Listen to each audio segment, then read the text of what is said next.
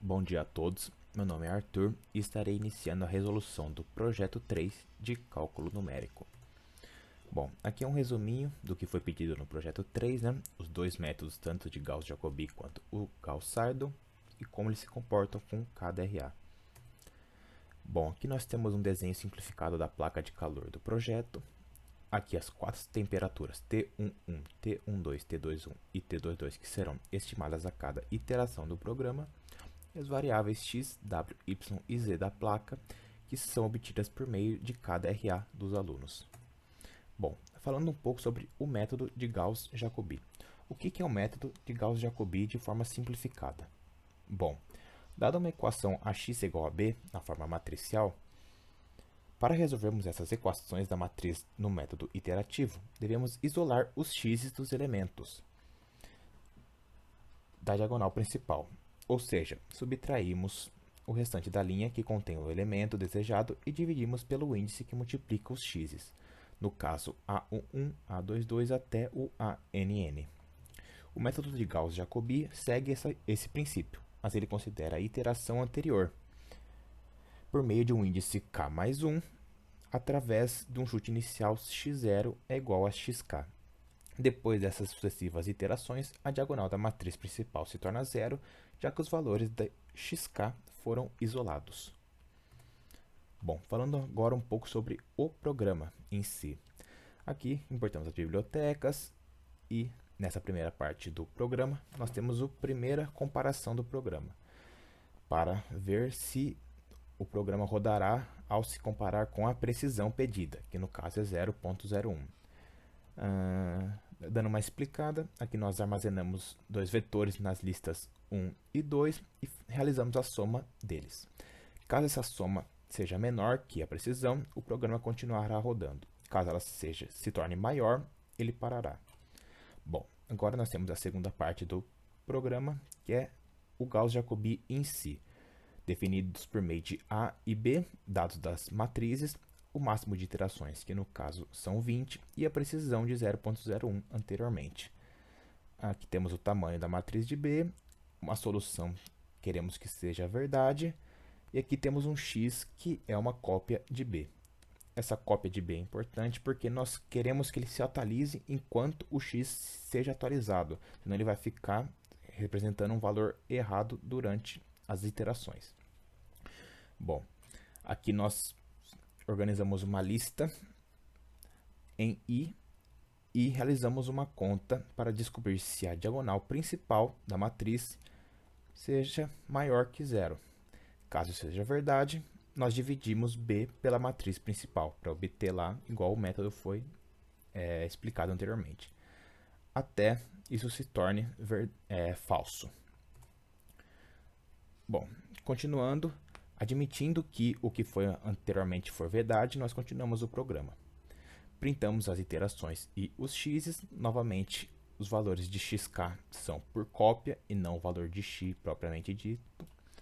Temos o máximo de iterações de 20, a precisão de 0.01 e a primeira iteração é 0. E temos um loop condicional para ver se o programa entra na segunda parte, que é avaliar sobre o máximo de iterações de 20. Primeiro, a iteração, e criamos agora dois comandos condicionais, tanto para I quanto para J, e realizamos uma soma para excluir as diagonais principais, tá? Para que a diagonal principal da matriz seja zero.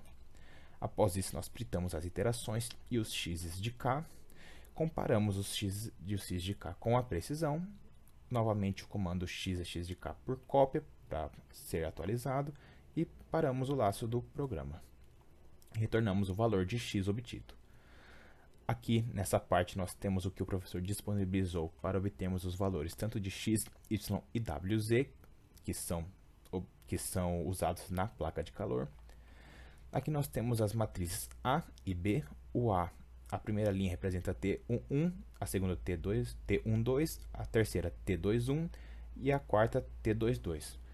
Como podemos ver, os índices da primeira linha são 1, menos 1 quarto, menos 1 quarto e 0. Como podemos ver no desenho da placa de calor, T11 depende de T12 e T21, porque são adjacentes. e o T22 não é adjacente, logo o seu valor é zero. E isso sucessivamente. Que o valor da matriz de B é 1/4 dos adjacentes, x mais w, x mais e, w mais y e z mais y. Aqui colocamos um sistema equivalente para obter o valor de x. E testando com 2 RAs do grupo, o meu RA deu esses valores, essas quantidades de iterações e a convergência para esse valor final, que vocês podem ver. Colocando um outro RA, também tivemos 14 iterações, só que perceba-se que convergeu para um outro valor diferente do anterior. É isso, muito obrigado pela atenção de todos.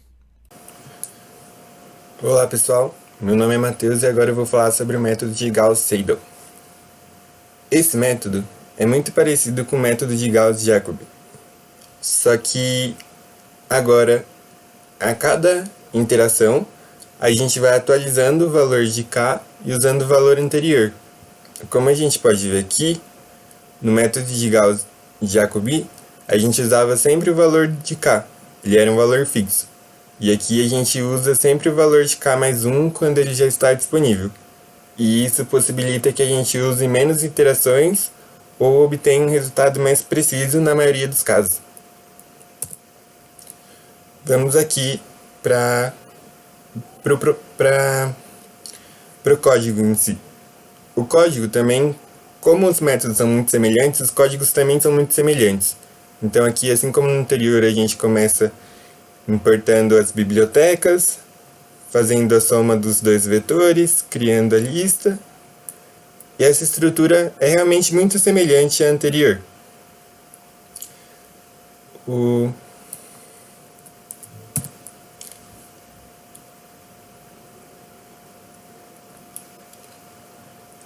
Aqui a gente tem as condições para soluções, se ela for verdadeira e se ela for falsa.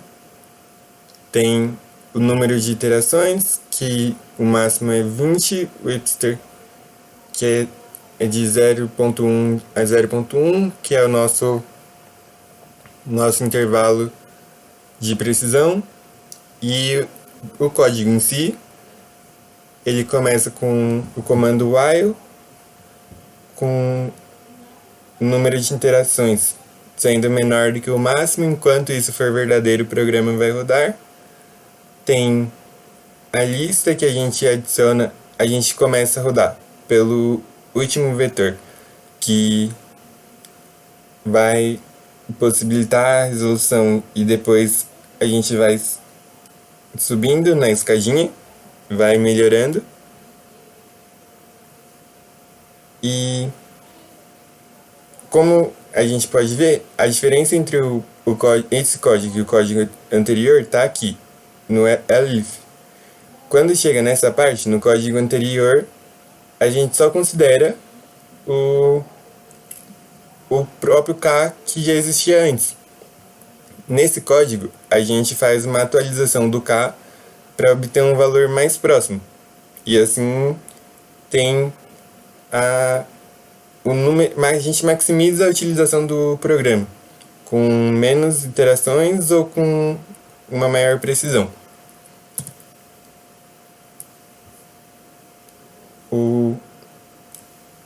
Temos o input para digitar o RA e formar isso randomicamente, assim como no problema anterior. Vamos testar para os dois mesmos RAs e teremos uma resposta muito parecida também. Podemos observar que a composição da matriz é muito semelhante. Os vetores também são semelhantes. E ao rodar o problema para o primeiro RA, a gente pode ver que a nossa diferença de precisão deu na terceira casa decimal, que é algo muito pequeno. E o número de iterações, coincidentemente, foi 14 também. Como a gente podia prever, os códigos são muito próximos. E testando para o segundo RA, temos também 14 iterações e o resultado também muito próximo. E com isso a gente termina a nossa apresentação. Muito obrigado.